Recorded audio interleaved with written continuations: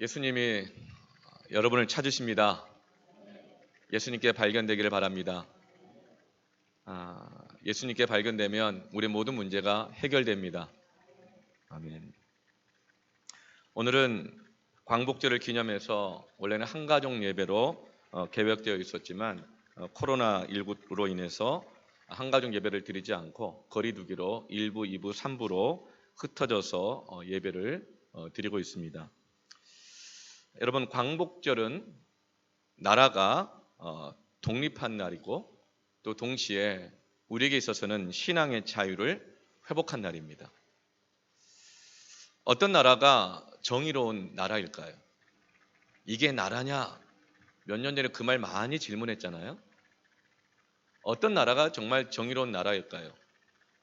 세상에서 보는 정의로운 나라의 기준이 있을 것이겠지만 우리는 하나님이 보실 때 바른 나라여야 하고 하나님이 보실 때 바른 권세여야 할 줄로 믿습니다. 그렇다면 불의한 나라는 뭔가? 불의한 권세는 뭔가? 하나님의 말씀에 내 하나님을 사랑하고 내 이웃을 내 몸과 같이 사랑하라. 이것이 선지자의 강령이요 가장 중요한 하나님의 뜻입니다. 그렇다면 불의하다라고 하는 것은 하나님을 사랑하지 않고 오히려 하나님을 대적하는 것, 그것은 불의한 권세요 불의한 나라입니다. 하나님께서 우리에게 주는 이웃들을 사랑하지 않고 착취하고 있다면 그것은 불의한 권세요 불의한 나라일 것입니다. 과연 대한민국은 정의로운 나라이겠습니까? 과연 대한민국의 권세들은 정의로운 권세일까요? 그것은 하나님이 보시고 판단하실 것이고 우리도 세상의 기준이 아니라 하나님의 기준으로 이 나라를 위해서 기도하고 바라보아야 할 것입니다. 광복절은 불의한 나라, 불의한 권세에 의해서 나라를 빼앗겼는데 하나님의 은혜로 그 나라를 다시금 회복하게 된 날입니다. 그러면서 하나님을 대적했던 그 권세들로부터 하나님이 이 나라를 되찾아 주시면서 동시에 하나님 앞에 의로운 나라로 신앙의 자유가 회복된 나라로 회복된 것이 바로 광복절입니다. 1910년 경술련에 한일 합방을 당하였고 불의한 권세에 의해서 나라를 잃게 되었습니다. 그러면서 모든 자유를 다 잃게 되었죠. 일본은 그 권세를 점점 키워가면서 이제는 세상을 정복하고자 하는 이런 탐욕으로 가득하게 됩니다. 교만해지는 것이죠. 그래서 그가 정복했던 나라들을 특별히 아시아들을 하나로 묶어서 그 명분은 서구 제국주의의 열강으로부터 그 아시아를 지켜내고 보호하고 공동의 번영을 추구한다라고 하는 대동아 공영권을 주장했습니다. 서구 열강이 제국주의가 너무 강하니까 아시아가 늘 착취당하고 핍박당하며 살았다는 거예요. 그래서 아시아 스스로를 보호해야 되는데 그것을 위해서 일본이 헌신하겠다. 그래서 천황을 중심으로 해서 대동아 공영권을 만들고 아시아의 자치, 자존, 자립을 지켜나가자. 그것이 명분이었습니다. 그래서 이 내선 일체를 주장하고 그러면서 동시에 특별히 이런 여러 나라들이 하나가 되기 위해서는 인간은 여러분 정신적인 존재이고 문화적 존재이고 혼의 존재이기도 하지만 영적인 존재입니다. 그래서 다양한 사람들을 하나로 묶어내기 위해서는 영적인 일치를 이루어야 되거든요. 그래서 이 나라의 역사마다 나라가 서고 바뀔 때마다 때로는 불교로 때로는 유교로 이렇게 이 나라를 종교적으로 하나로 묶으려고 했던 시도들이 있었어요. 근데 일본이 아무리 내선일치를 주장하고 대동아 공영권을 주장해도 이 조선 민족들이 함께 안 가는 거예요. 그래서 영적인 부분에서 이 조선을 하나로 묶어야겠다고 해서 한 것이 뭐냐면 바로 신사 참배입니다. 천황을 신으로 숭배하게 하는 거예요. 그렇게 해서 먼저는 가정마다 그리고 학교에 작은 신사를 설치해 놓고 거기에서 신사를 참배하게 합니다. 일본 천황에게 절을 하게 합니다. 이것에 대해서 가장 먼저 저항한 것이 바로 기독교 사립 학교들이었습니다. 기독교 사립 학교에서는 성경을 가르치거든요. 이것은 불의한 것이다 라고 해서 철저하게 저항합니다. 그러나 일반적인 공교육들 그리고 예수를 믿지 않는 일반 시민들은 이게 그렇게 큰 문제가 되지 않았어요. 부분적으로 저항하는 사람도 있었지만 이것은 큰 문제가 되지 않았어요. 왜냐하면 대동아 공영권이라고 하는 어차피 왕이 다스리던 그때나 봉건주의 그때나 일본이 와서 다스릴 그때나 일반 서민들은 사는 게 별 차이가 없거든요. 그래서 크게 반발하지 않았지만 기독교 사립학교들은 이것은 하나님을 대적하는 것이기 때문에 저항했습니다. 그래서 이 조선 총독부를 통해서 계속적으로 박해를 하자 그 다음에 불의한 권세가 하는 일이 뭐냐면 먼저는 신앙 교육을 단절시키고 기독 교사들과 학교의 입을 막아버리려고 하지만 그것이 안 될 때는 그 다음에는 분열 정책을 씁니다. 그래서 계속 박해하면서 잘 따라온 사람들에게는 유익을 주고 돈도 주고 이것도 주고 합니다. 지위도 주고 합니다. 그러나 잘 따라오지 않고 저항하면 돈을 안 줍니다. 그리고 지위를 박탈해버립니다. 그러자 이런 박해가 계속되자 이제는 분열되기 시작합니다. 기독교계 안에서도 분열됩니다. 용인파와 반대파로 분열됩니다. 용인파는 용인 사시는 분들이 아니고요. 받아들이는 파와 반대하는 파가 있습니다. 용인파는 이렇게 말합니다. 신사참배는 우상 숭배가 아니다. 서구 제국주의에서 아시아를 하나가 되게 해서 구원하고 아시아의 번영을 추구하는 진정한 애국이다. 이것은 정치적인 행위요, 문화적인 행위인 것이지 꼭 그것을 믿어 사는 것 아니다. 그냥 천황을 믿지 않고 절하는 건데 이것은 정치적인 것이죠, 문화적인 것이지 이것은 우상 숭배가 아니다라고 하면서 받아들이는 것입니다. 이것은 마치 차를 사거나 집을 사거나 학교에 무슨 건물을 짓거나 할 때 예전에 그 돼지머리 놓고 고사도 지내고 굿도 하고 막 이렇게 했거든요. 지금도 정부에서 주는 그 세금을 통해 가지고 문화재다고 해서 굿하는 게 얼마나 많습니까? 이것은 문화재지 정치행위지 우상 숭배 아니라고 하면서 받아들였습니다. 그러나 여전히 기독교 학교들이 특별히 반대했고 교회는 반대하고 있었습니다.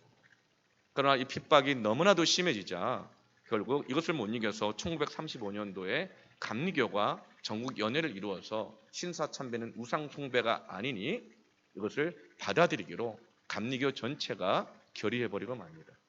그리고 나서 그 다음에 천주교가 신사참배는 이 우상 숭배가 아니다.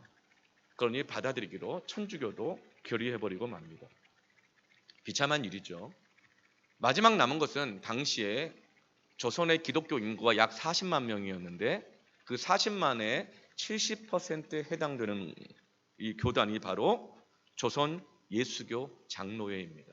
우리 대한예수교 장로교회의 전신이었던 조선 예수교 장로회가 끝까지 버티다가 결국은 총회에서 신사참배는 우상 숭배가 아니고 종교적 행위가 아니라 나라의 안전과 번영을 위해서 하는 애국이다라고 결의해버리고 맙니다. 신앙의 자유마저 파괴되고 잃어버리게 된 것이죠. 신사참배의 독소 조항은 겉으로는 예배를 다 인정해 줍니다. 예배 드려도 좋다.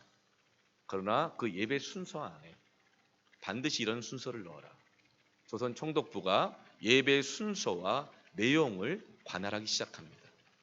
그리고 그 예배 중간에 이 대동아 공영권의 비전에 동의하고 그를 찬양하고 합심으로 교회가 따라가자고 하는 찬송가의 가사를 집어넣고요.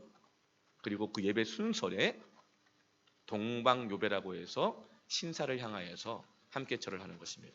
이 광경은 조선 예수교 장로회가 총회에서 결정하고 모든 목사와 장로들이 신사 참배를 하고 있는 모습입니다. 여러분 1945년 8월 15일은 단지 나라를 되찾은 날인 것만이 아니라 영적인 어둠으로부터 하나님의 빛을 비추어 주신 신앙의 자유를 회복한 날입니다. 우리에겐 너무나도 큰 중요한 날입니다. 그런데 당시 로마의 식민지였던 이스라엘도 이런 날을 기다리고 있었습니다. 로마의 식민지였기 때문에 그들의 인사는 로드 가이사였어요. 황제가 주님이시다. 그러면서 동시에 그들은 성전에서 예배를 드렸고 조건이 뭐죠? 황제가 주님이다. 황제 숭배를 용인할 때 그들은 예배를 드릴 수가 있었습니다. 그래서 이스라엘도 이런 광복의 날, 독립의 날을 꿈같이 기다리고 있었습니다. 오늘 본문은 이 6월절에 온 세계에 흩어졌던 이스라엘 백성들이 하나님을 예배하기 위해서 예루살렘 성전에 다 모이는 날이 바로 6월절입니다. 이 6월절은 예루살렘에 살아가는 시민들이 평소에는 약 30만 미만이었다고 하고 어떤 경우는 한 3만 명 정도였다고 말을 하는데 요세푸스의 기록에 의하면 6월절에 예루살렘에 모이는 이스라엘 백성들의 수가 약 300만 가까이 됐다고 말합니다. 전 세계에서 다 모이는 것입니다. 그런데 예수님께서 이 6월절에 예루살렘을 향하여 마지막 길을 가고 계십니다. 십자가를 지러 가시는 것이죠. 그런데 예수님이 6월절에 예루살렘으로 오고 있다는 소식을 들은 예루살렘에 모여 있었던 수많은 사람들은 다른 생각을 가지고 있습니다. 예수님이 오시면 그 전능하신 권세와 능력으로 예수님을 따르는 많은 사람들을 통해서 예수님이 왕이 되시고 로마를 물리치고 이스라엘의 독립을 주시겠구나. 이 꿈같은 기대감을 가지고 예수님이 예루살렘을 오실 것만을 기다리고 있었습니다. 옷 벗어 제끼고 종려나무 간지를 흔들 준비를 하면서 기다리고 있었어요. 그리고 예수님을 3년간 따라다녔던 제자들의 마음속에는 예수님이 예루살렘 가셔서 왕이 되시면 자, 우리도 준비를 해야 되지 않겠나? 예수님이 왕이 되시는데 나도 준비를 해야 되지 않겠나? 그러면서 누가 예수님의 오른편에 왼편에 앉을 것인가? 인사고과를 따지면서 서로의 기여한 것을 따지면서 앞으로 자신의 인생의 진로, 자기가 설 자리들, 자기에게 주어질 권세들, 콩고물들 이 생각을 하면서 제자들은 길에서 서로 논쟁하고 있었습니다. 예수님의 생각과 사람들, 심지어 제자들의 생각은 완전히 다릅니다. 여러분, 우상 숭배가 뭘까요? 그것은 하나님의 생각과 다른 것입니다. 하나님을 다른 하나님으로 생각하는 거예요. 하나님은 우리의 주인이십니까? 여러분, 하나님이 나의 가정의 주인이십니까? 하나님은 내 인생의 주인이십니까? 하나님이 이 교회의 주인이신가요? 하나님이 이 나라의 주인인가요? 사람들이 물어봅니다. 나라의 주인이 누구냐고. 주권은 국민으로부터 나와서 국민에게 의해서 국민에게부터 나오는 것이라고. 나라의 주인이 국민입니까? 세상에서는 정의로운 것일 수 있어요. 사람이 먼저니까. 인본주의입니다. 그러나 국민의 주인이라고 하는 것 하나님 앞에서는 불의한 것입니다. 국민의 주인에 되어서는 결코 의로워질 수가 없기 때문에 그렇습니다. 여론을 봐도 그렇지 않습니까? 지금도 어제부터 보니까 광화문 광장에 그 주최 측들은 여러 주체가 모였는데 100만 명이 모였다 그러고 몇십만이 모였다 그러는데 여러분, 사람이 주인이 되는 것, 여론이 주인이 되는 것, 그것은 불의해지게 되어 있습니다. 하나님이 이 나라의 주인이 되셔야 합니다.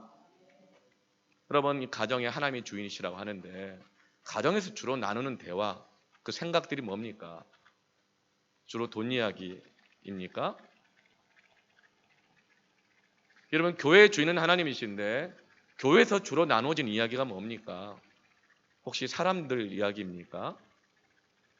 그렇다면 내가 주인일 수도 있고 사람들이 주인일 수도 있죠.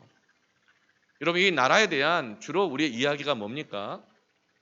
부동산 문제, 뭐 통일, 뭐 사회 정의, 뭐 차별 금지, 뭐 이런 것들입니까? 우리가 하나님을 믿는다고 하지만 어쩌면 우리는 하나님과 생각이 다를 수 있습니다. 그것이 바로 우상 숭배입니다. 우리는 하나님을 주인으로 말하지만 정말 우리는 하나님을 주인으로 섬기지 않으면서 신앙생활을 할 수 있는데, 그렇다면 우리는 아직 신앙의 자유가 없는 것입니다.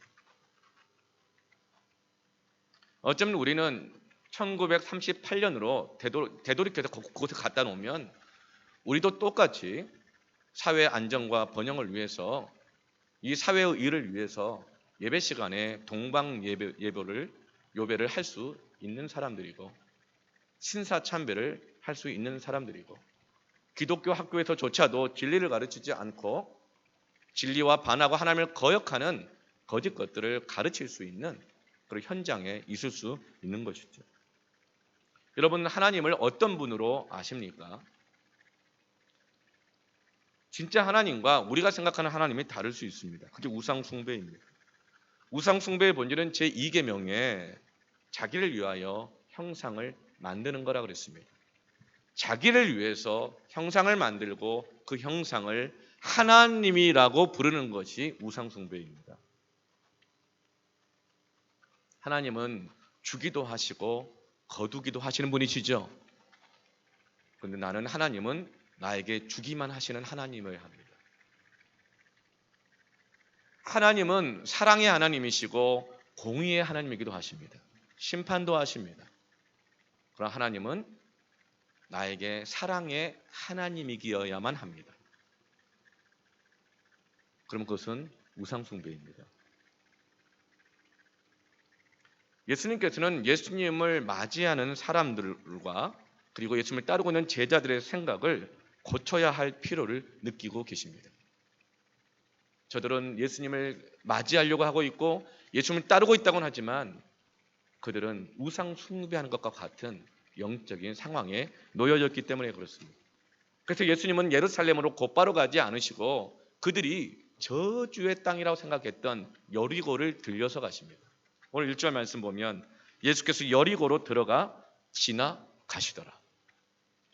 여리고는 어떤 성입니까? 여호수아서에 보면 아간의 범죄로 인해서 여리고가 무너지게 되어지고, 그리고 이 여리고를 하나님이 저주하시면서 다시는 그 위에다가 어떤 것도 건축하지 말라고 말합니다.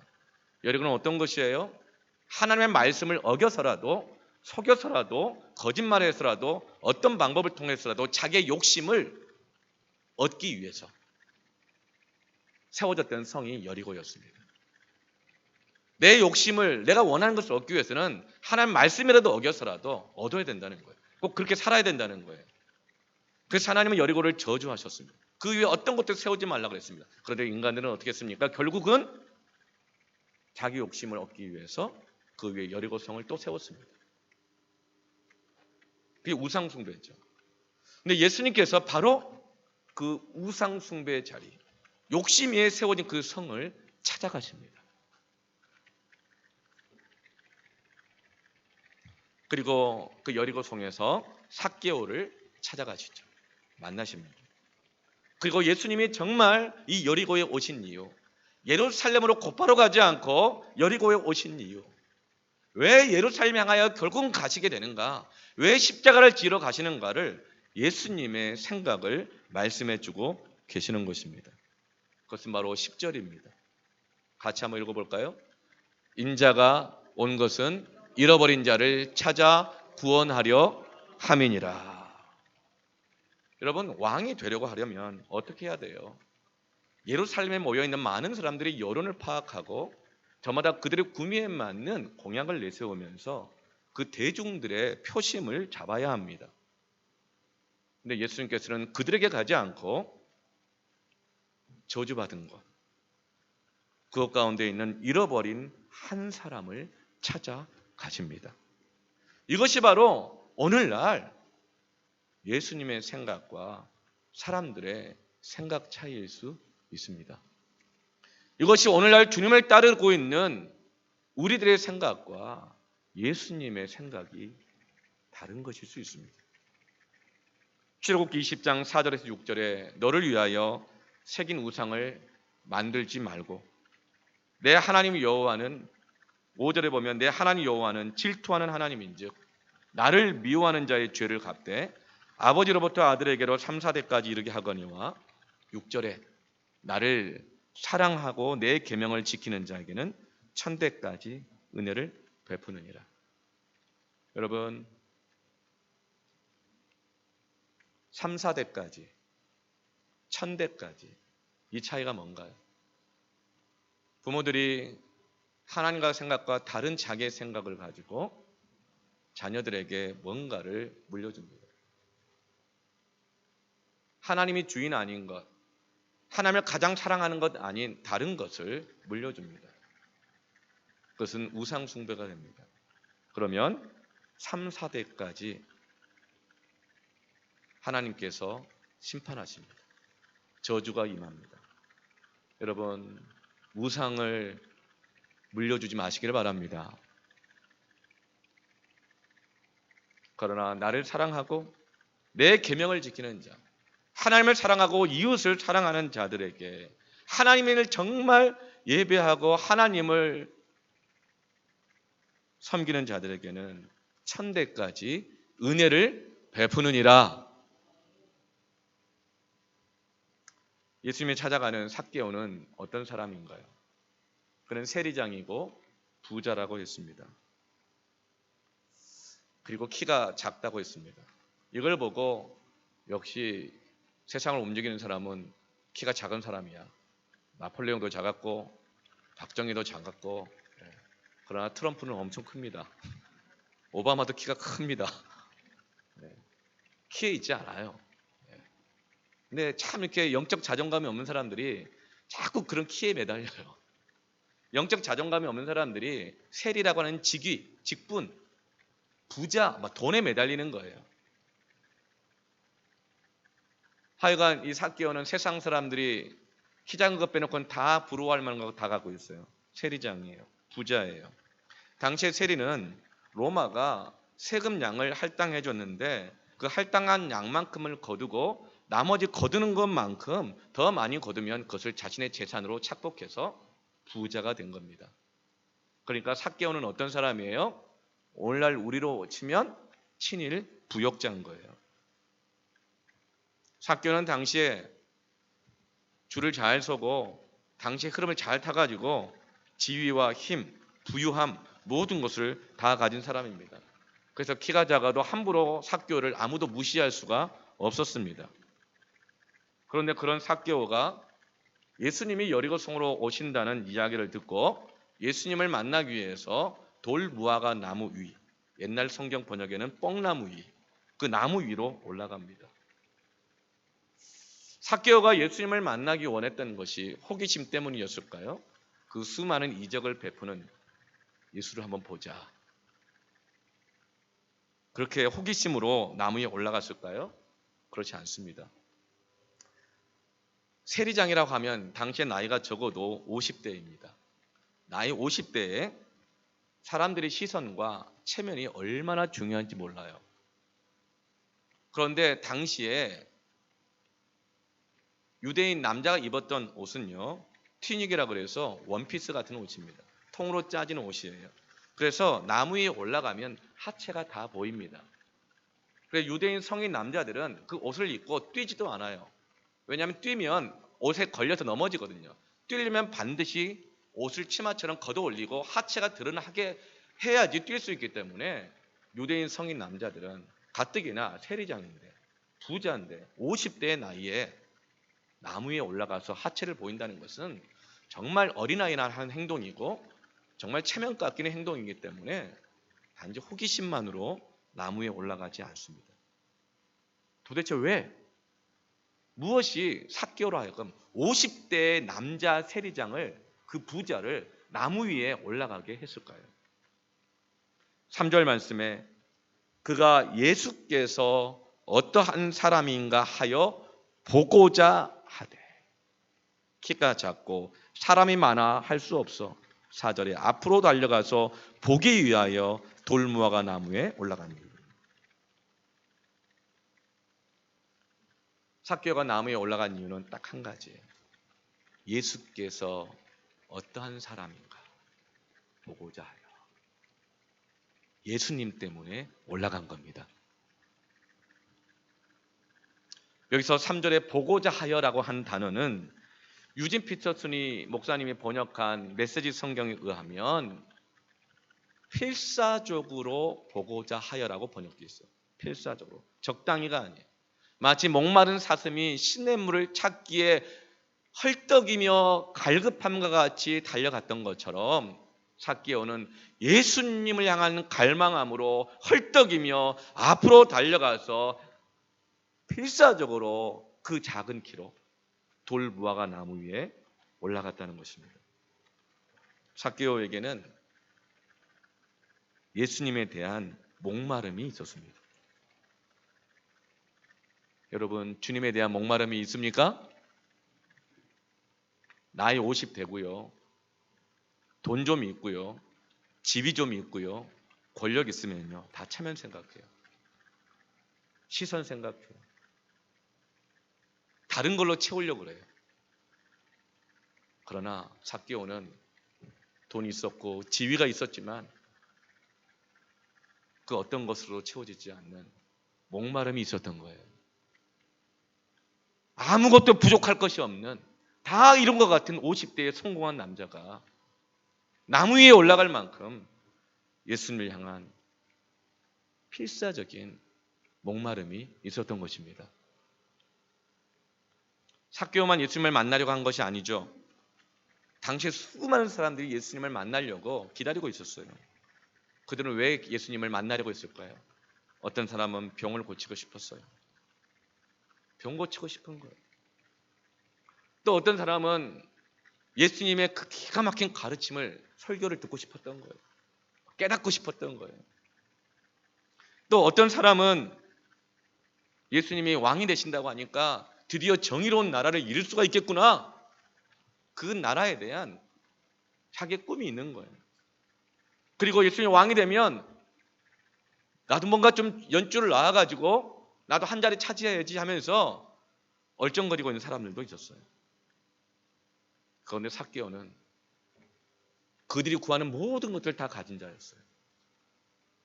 그러나 그에게는 어떤 갈망함이 있어요? 예수가 어떤 분인가? 예수님을 향한 목마름이 있는 겁니다. 그린벨트가 풀린다고 하고 어디 뭐 분양한다고 떴다방이 떴다 그러면은 밤새워 줄을 서라서라도 갈망함으로 뽕나무에 올라가서라도 표 하나 받아보려고 하고. 여러분, 그것이 우리의 목마름이에요. 왜요? 이 세상은 떡을 먹어야 살고 집이 있어야 살고 공부를 해야 취직을 할 수 있고 하기 때문에 그런 목마름이 다 있어요. 그런데 그 모든 것을 다 가지고 있는 삭개오는 다른 목마름을 가지고 있었어요. 그 말은 그 모든 것이 자신의 인생의 문제를 해결해 주지 못하고 있다는 거예요. 여러분, 삭개오 안에 어떤 목마름이 있었을까요? 삭개오 이름의 뜻이 영어로는 자카이였어요. 그 뜻이 뭐죠? 순수라고 하는 뜻입니다. 깨끗한 자의 이름이. 그런데 사는 것은 너무나도 더러운 사람이에요. 이중적이에요. 자기 욕심을 위해서면 뭐든 하는 사람이에요. 자기 키가 작은 열등감을 이기기 위해서 돈 더 많이 벌고 로마랑 결탁해서라도 세리장의 지위를 지키느라고 얼마나 많은 권모술수와 여러분 처세를 했겠어요. 그래서 사람들은 삭개오를 뭐라 불러요? 7절에 보면 죄인이라고 부르잖아요. 그런데 그 이름의 뜻이 뭐예요? 자카이어서 순수예요. 전과 오범인데 이름이 김순수인 거예요. 이름은 목사인데 사람들이 다 알아. 그 사람을. 이름은 교회인데 세상이 다 알아. 어떻게 그 교회가 세워졌는지. 직분은 장로요 권사요 집사인데 그 자리에 서기까지 그 사람이 어떻게 살았는지 다 알아. 이름은 믿는 자인데 부모인데 자식한테 이렇게 해라 저렇게 해라 다 말하면서 자식은 다 알아. 이 집이 어떻게 살아가고 있고 우리 집이 어떻게 운영되고 있는지 다 알아요. 사실 삭개오라고 이름을 불러주는 것은 그를 조롱하는 것이고 욕하는 것과 다름없는 것이죠. 삭개오는 평생 이런 이중적인 삶을 살아왔고 죄인으로 불려지는 삶을 살아왔고 그런 모든 것을 다 가졌지만 결코 채울 수 없는 목마름, 공허함, 헛됨, 두려움, 불안, 이 모든 것이 있었던 것입니다.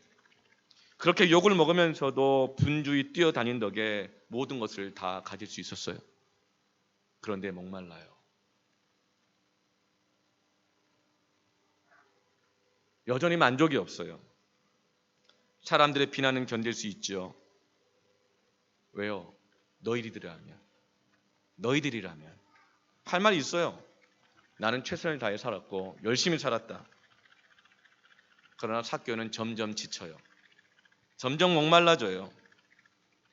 그의 마음속에는 내가 이렇게 살아왔지만 내 이름이 순수가 아니냐. 근데 이렇게 개같이 벌어서 정승같이 쓰면 된다고 생각하며 살아왔다.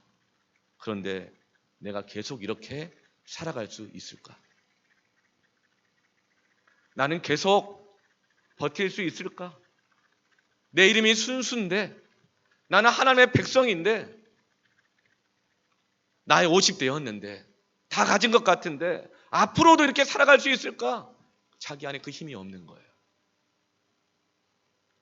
계속 이렇게 직장 생활할 수 있을까? 계속 이렇게 사업할 수 있을까? 계속 이렇게 신앙생활할 수 있을까? 나의 50에 근본적인 목마름을 이야기하는 거야. 이것은 피를 토하는 마음이에요. 이것이 바로 필사적으로 삭개오가 예수님을 만나기 위해서 나무 위에 올라가게 한 목마름이었습니다. 사람들은요, 자기가 지치면 두 가지 반응을 보입니다. 하나는 내가 지치고 약한 것을 아무도 건드리지 못하도록 더 세상을 향해 달려가고 권력과 돈을 쥐려고 합니다. 그러나 하나님의 택한 사람은 어때요? 지치면 하나님을 찾습니다. 하나님을 향한 목마름이 일어납니다. 그래서 로이드 존스 목사님은 탕자 이야기라는 설교에서 이렇게 말씀하셨어요. 사람이 조금 배고프면 돼지 쥐염 열매를 찾고 많이 배고프면 하나님 아버지를 찾는다. 여러분, 주님을 찾으시길 바랍니다.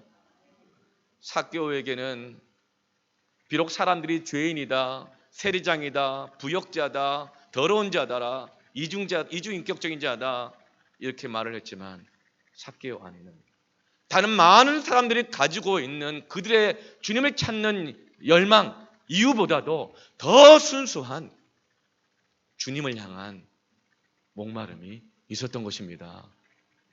여러분, 이 순수한 목마름을 회복해야 합니다. 사람들이 자기의 본분을 다 감당하다가도 지칠 때가 있어요. 왜? 너무 힘드니까 지치는 거죠. 제가 그런 분들을 만나서 상담을 합니다. 많이 힘드시죠? 감당하고 있는 일이 너무 많아서 힘드실 것 같아요. 그러는데 100이면 100 다 이렇게 말해요. 내가 무슨 하는 일 때문에 힘든 게 아니라고. 그러면서 대부분 다들 마음의 고통과 아픔을 이야기하십니다. 정말 그래요. 삭개오가 그런 거예요. 사람들은 불공평해서 힘들어질 것 같고 열심히 했지만 결과가 없어서 힘들어질 것 같고 그래요. 그래서 정말 힘든 이유는 뭐냐면 내가 가진 것으로 하려고 할 때 결국은 지쳐요. 내가 가진 것을 할 때 지쳐요. 그래서 그 지칠 것을 알기 때문에 더 가지려고 하는 거죠. 그러다가 내가 가진 것으로 또 하려다 또 더 지쳐요. 침체에 빠져요. 내가 가진 시간으로 하려고 그래요. 내 돈으로 하려고 그래요. 내 감정으로 하려고 그러고 내 사랑으로 하려고 그러고 내 열심으로 하려고 그래요.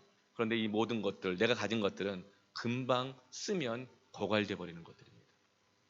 터진 웅덩이와 같은 거예요. 계속 그것을 돈을 붓고 감정을 붓고 열심을 붓고 인간관계를 붓고 부어도 결국은 터진 웅덩이와 같아서 저축하지 못해요. 남은 것이 별로 없어요. 그래서 허무해지고 지치는 거예요. 그래서 삭개오가 지금 주님을 만나러 가는 것입니다.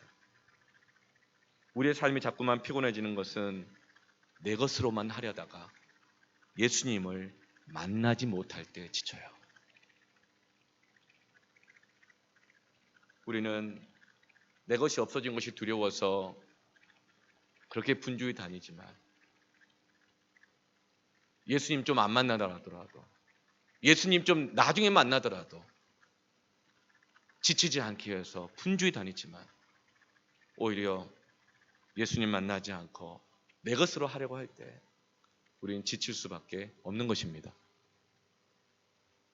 예수님은 이런 사람을 찾아가십니다.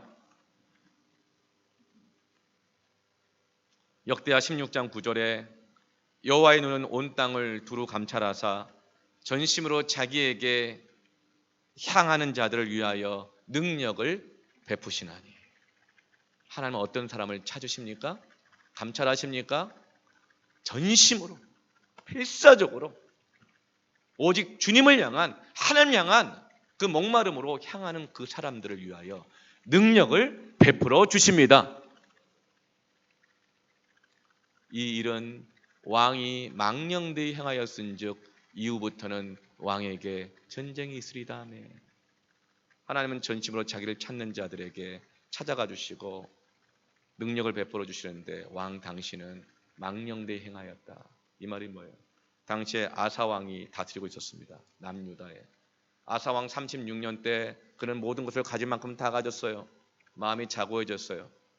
그런데 경쟁자 북이스라엘은 바아사 왕이 다스리고 있었어요. 그래서 그 북이스라엘을 그가 공격하기 위해서 어떻게 하죠? 자기의 이 안전을 위협하고 있다는 북이스라엘을 공격하기 위해서 하나님을 의지하는 것이 아니라, 자기의 안전을 지키기 위해서 하나님을 향한 것이 아니라 세상 힘을 의지합니다. 아람 왕 벤하닷을 통해서 북이스라엘 치게 하고 이간질시키면서 세상 권력을 의지하는 것이죠. 이것이 바로 왕이 망령되이 행하였은즉 이후부터는 왕에게 전쟁이 있으리이다. 이후부터 남유다의 아사 왕은 끊임없는 전쟁에 시달리게 되어지고 남유다는 황폐하게 되어지는 것입니다. 여러분, 우리가 피곤해질 때, 우리가 곤고함 가운데 있을 때에 하나님을 찾기를 바랍니다. 내 안에 목마름이 무엇 때문인가? 이 순수한 주님을 향한 영적인 목마름을 회복하시기를 축원합니다. 예수님은 전심으로 자기를 향하는, 필사적으로 예수님을 만나게 나오는 삭개오를 찾아가십니다. 그래서 5절에 보면 예수께서 그곳에 이르사, 삭개오가 올라가 있는 돌 무화과 나무에 이르사 쳐다보셨어요. 가로수는 진행하는 방향의 옆쪽에 있어요. 좌편과 우편에 있잖아요. 그러니까 예수님께서 길을 가시다가 삭개오가 올라가 있는 돌무화과 나무에 이르신 것은 가다가 방향을 꺾으신 것입니다. 여러분, 우리가 주님을 향하여서 달려가기만 한다면, 우리의 방향이 세상이 아니라 주님을 향하여 있다면 예수님은 우리를 찾아오십니다. 어떤 계획이라 하더라도 꺾어서라도 찾아오십니다. 때로는 심판의 계획이라 할지라도 그 방향을 바꾸셔서 우리를 찾아와 주시고 은혜를 베풀어 주시는 주님이십니다.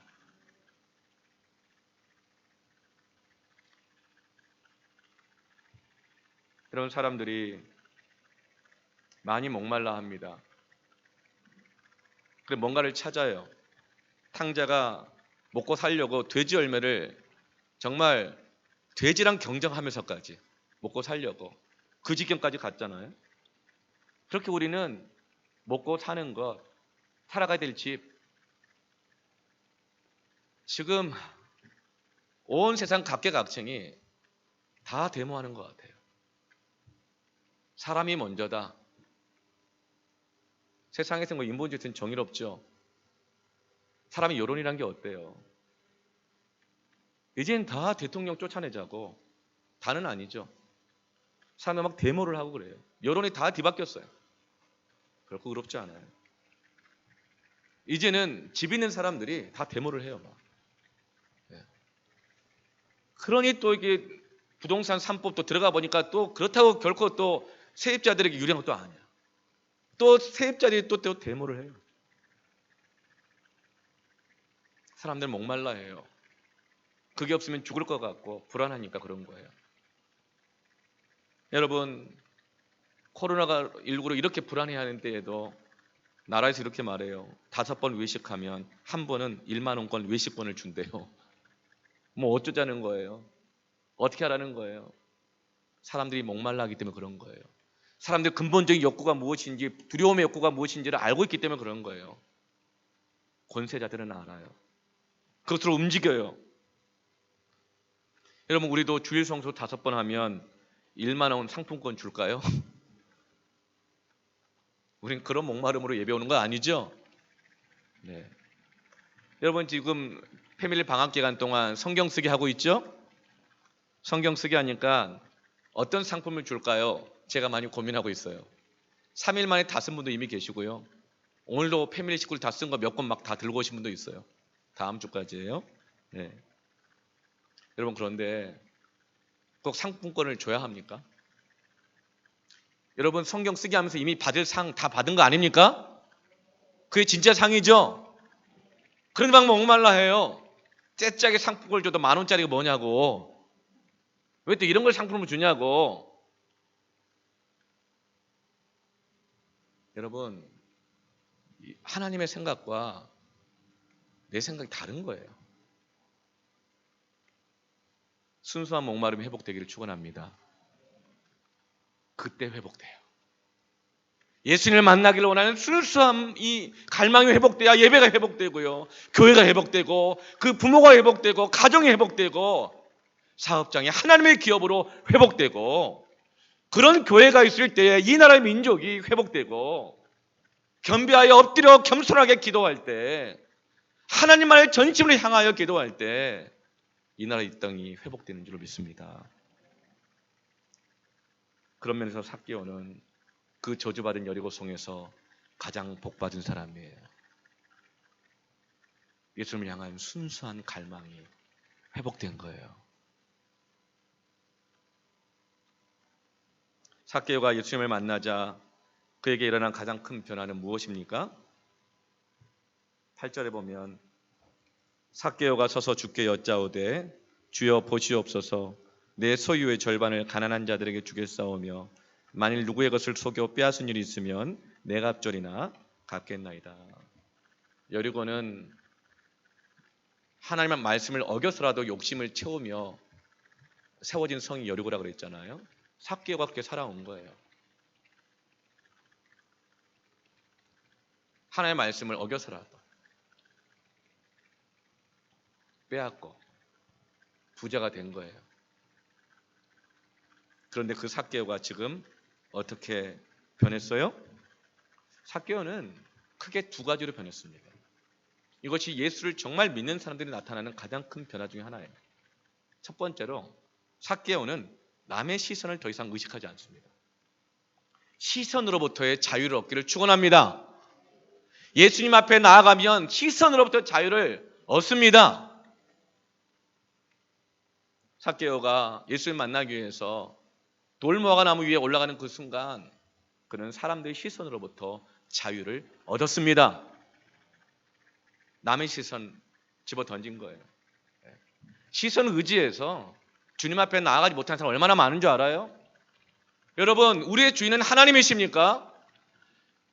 그럼 우리가 가정에서 온라인 예배를 하든 교회 와서 현장 예배를 하든 여론이 아니고 사람의 시선이 아니고 우리는 오직 주 하나님 한 분만을 바라보면서 가정에서 온라인으로 예배를 하고 현장에서 예배를 하는 것입니다. 사람들의 시선은 우리 주인 아닌 거예요.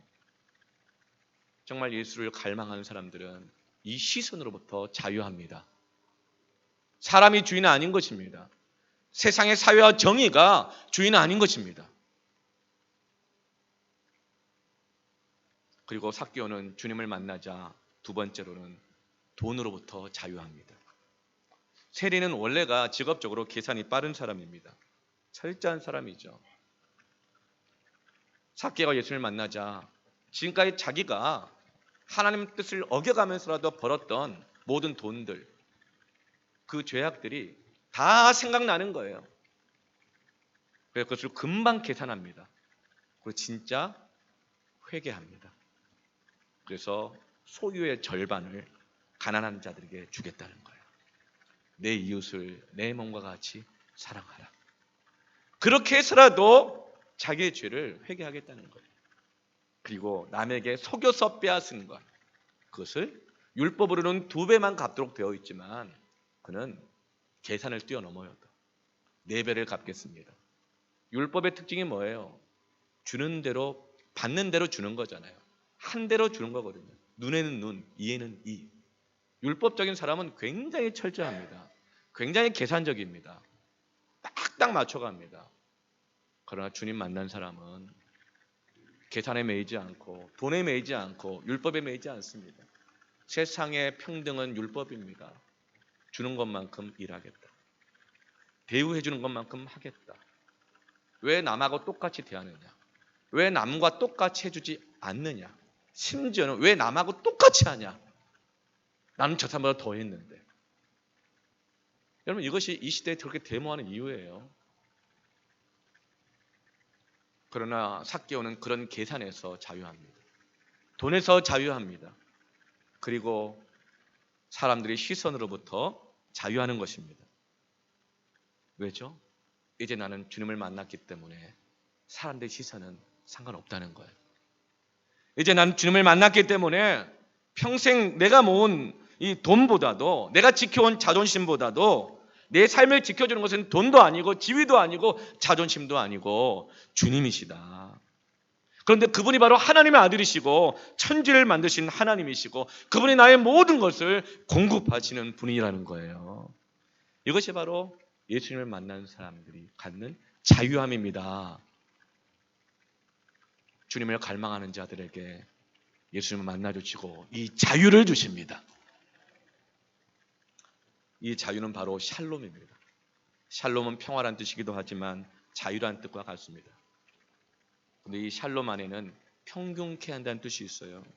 평균케 한다. 이것은 사회적 정의, 평등하게 한다, 차별을 금지한다 이런 정도의 뜻이 아니에요. 평균케 한다는 뜻은 뭔가? 사람이 죄를 지으면 웅덩이가 푹 파입니다. 그리고 그 웅덩이에 빠져서 침체에 빠져버려요. 그래서 목자들은 양들이 자기 먹을 것 찾아가다가 웅덩이에 빠져 있으면 긴 지팡이 끝이 동그랗게 휘어 있죠. 그걸 내려가지고 양의 목을 걸어서 건져내는 거예요. 사람이 욕심 때문에 웅덩이에 빠집니다. 죄에 빠집니다. 그런데 그 죄는 반드시 갚아야만 나올 수 있어요.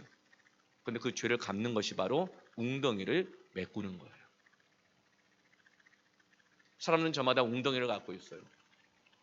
그런데 그 돈으로 안 메꿔지는 거예요. 자기의 노력으로 안 메꿔지는 거예요. 인간적인 윤리로 평등으로 어떤 것도 안 메꿔지는 거예요. 죄의 대가는 사망입니다. 그런데 예수님께서 십자가에 달려 죽으심으로 그 모든 것을 갚아주셔서 그 깊은 죄의 웅덩이가 메꾸어지고 평균케 되고 평화가 임하는 것입니다. 샬롬은 마음의 평화가 아니에요. 주님이 웅덩이를 메꾸어 주신 것이고 갚아주는 것입니다. 그래서 이사야 40장 4절에 메시아가 오셔서 하시는 것이 이런 역사예요.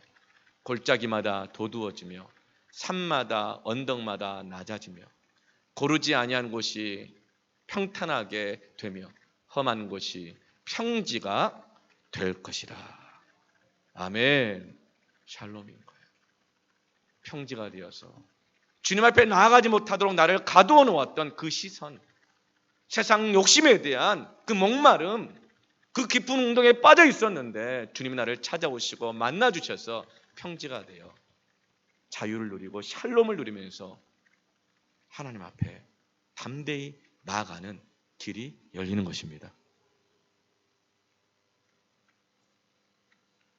여러분, 주님께 발견되시길 바랍니다.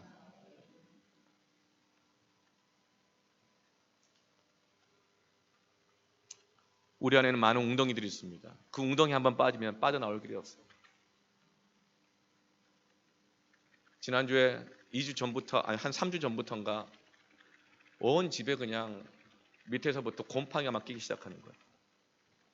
왜 끼나? 날이 너무나 습해서 그런가? 그 전에 안 꼈는데. 알고 보니까 바닥에 그 배관이 누수가 돼가지고 물이 새고 있었던 거예요. 그래서 신고가 왔어. 물이 이 집에서 우리 집에 바닥에 물이 계속 새가지고 지하 그쪽에 막 물이 막 차고 있다고. 진짜 그러니까 보니까 그렇더라고요. 그러니까 바닥에 물이 다 새갖고 있으니까 곰팡이 꼈던 거예요. 근데 집주인한테 말하기가 너무 어려워. 집주인의 너무 크신 은혜로 정말 싼 가격에 살고 있었거든요. 근데 이제 또 좀 있으면 이제 이 만기가 오는데 또 주택 또 부동산 3법 통과돼 가지고 이 집주인이 2주택자 같은데 전화를 못 하겠는 거예요. 그 배수가 누수가 되는 깊은 웅덩이에 빠져가지고 너무 힘든 거예요.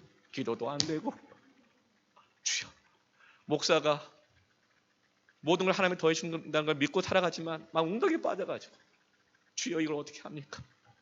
그러면서 여러 가지 막 원망하는 마음들도 막 올라오는 거예요. 여러분 걱정하지 마세요.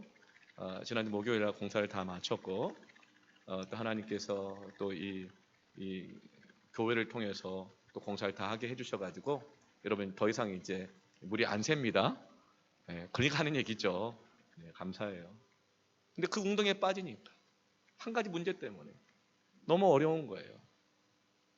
여러분 어떻게 해서라도 집 한 칸 마련하려고 꼭 갭 투자가 아니더라도 집을 마련했는데 갑자기 바뀌면서 이게 웅덩이가 돼가지고 깊이 빠져버리고 사람들과 관계 속에서 말 한마디 실수해가지고 그냥 조금 욕심 부렸다가 그것 때문에 그 작은 욕심이 큰 웅덩이가 돼가지고 막 빠져가지고 너무 힘든 거예요.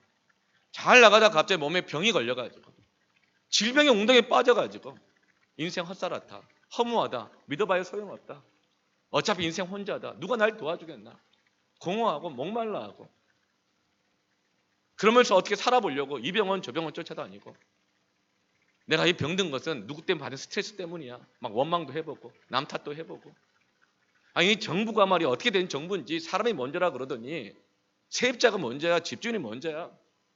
나 같은 사람은 어떻게 집도 없이 평생 그냥 월세를 내고 살라는 거야? 막 데모하고 목마르면 어떻게 해결해 보려고요.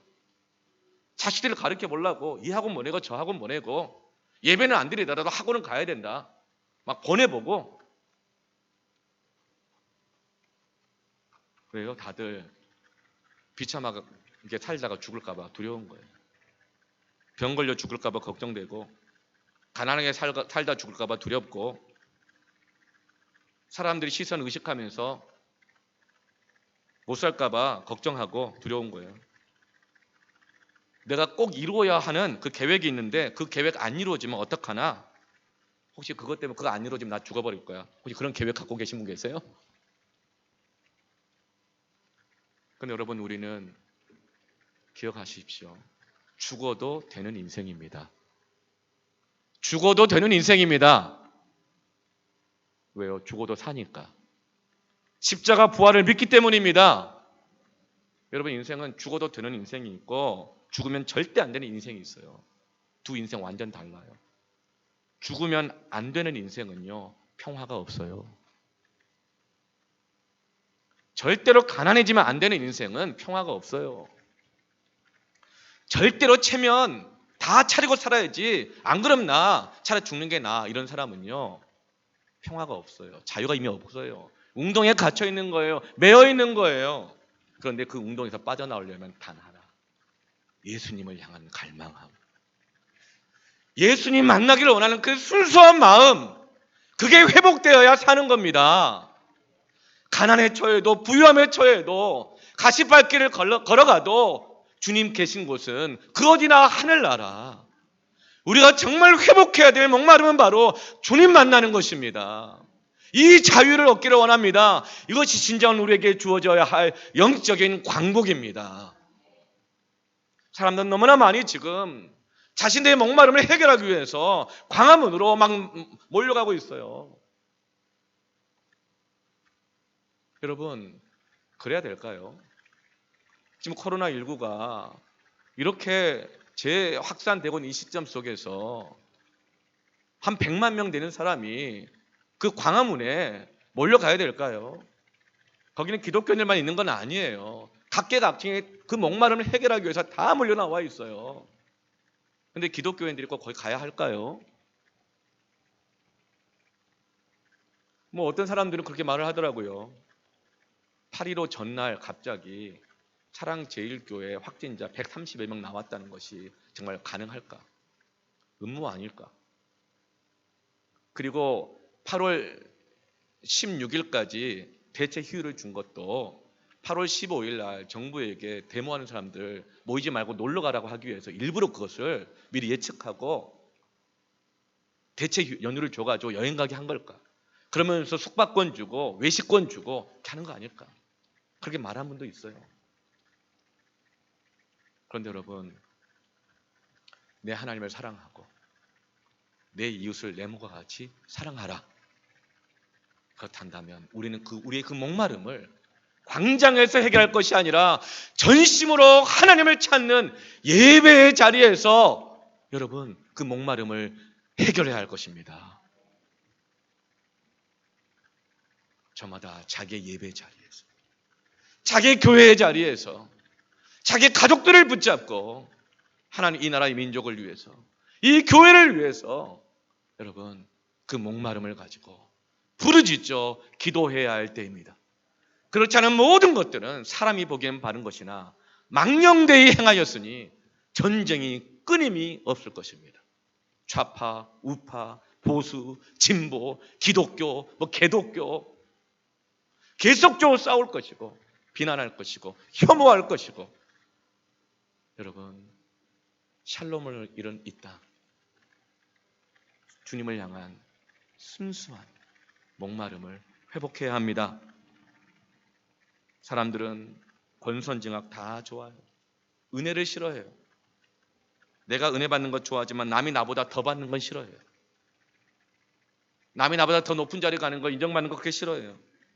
마태복음 20장 보면 일찍 온 사람들이 늦게 온 사람들을 원망합니다. 왜 임금을 똑같이 주냐고. 나는 아침 9시부터 와서 일했어요. 근데 쟤는 오후 5시에 와서 6시까지 1시간밖에 일 안 했는데 왜 임금을 똑같이 주냐고 주인에게 따지고 항의하고 막 데모해요. 이 메시지의 핵심은 뭐예요?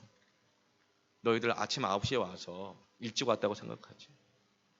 그런 너희들 죄를 생각할 때, 너희들이 지금까지 살아온 걸 생각할 때 아침 9시에 와서 일을 했어도 이미 늦은 거야. 자격 없었던 거야. 근데 뭔 비교를 해.